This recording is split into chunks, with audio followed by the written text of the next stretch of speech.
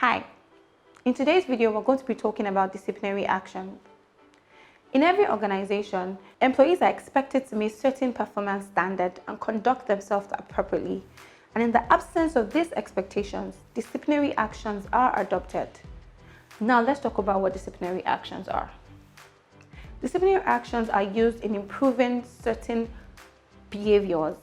In other words, when an employee conducts him or herself in a certain way, disciplinary action is meted out when there has been a failure in counseling and performance appraisal.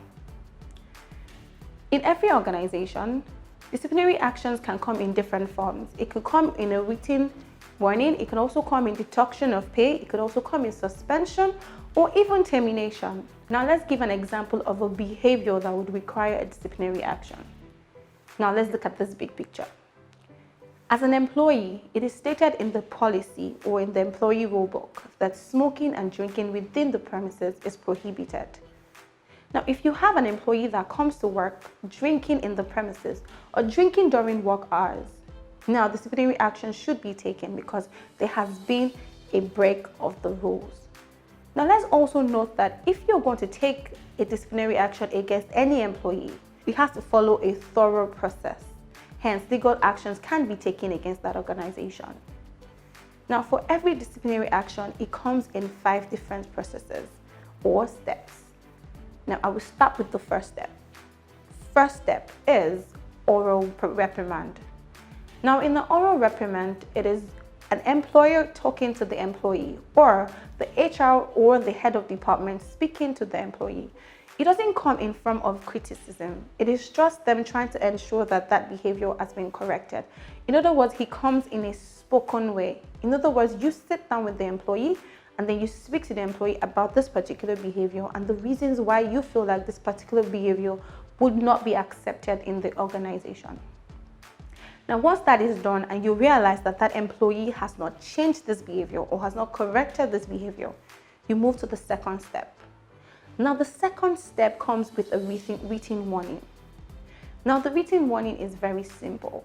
What you're just trying to do is ensure that it has been stated or taken down that you have spoken to this employee firstly and it hasn't changed. So what you're doing is you would write down that you have still not changed this particular behavior, and this is the second time we're going to be warning you about this behavior.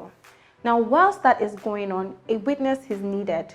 The employer has to sign, a witness is supposed to be there, and at the same time the employee. If after this particular step has been taken and the employee still doesn't change his behavior, you can move on to the third step. Now, the third step is the final documentation stage. During the final documentation stage, it will be documented that you have spoken to the employee before. At the same time, there has been a written warning against this employee. Once you have done that final documentation and has been given to the employee, and still there has been no changes by this employee, you move on to the suspension with probation stage. Now, during the suspension with probation stage, the employer would now take out the disciplinary action. In other words, you could be suspended with deduction in pay, or you could be suspended and at the same time there would be corrective measures. In other words, you would be with supervision every time you work, or you could actually be retrained as the employee. Now, once suspension has been taking place or there's a probationary period and still there is no correction in this attitude by the employee, you move to the last and not the least, which is termination. Now, termination just simply means that your employee no longer needs or requires the services of the employee. Or rather, the employer does not require the services of the employee anymore.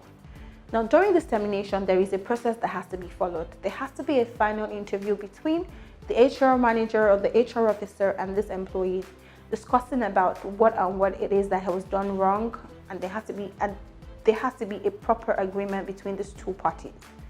Once that is done, there would be an avoidance of legal actions by the employee, which would lead him or her to getting any money from the organization. Thank you.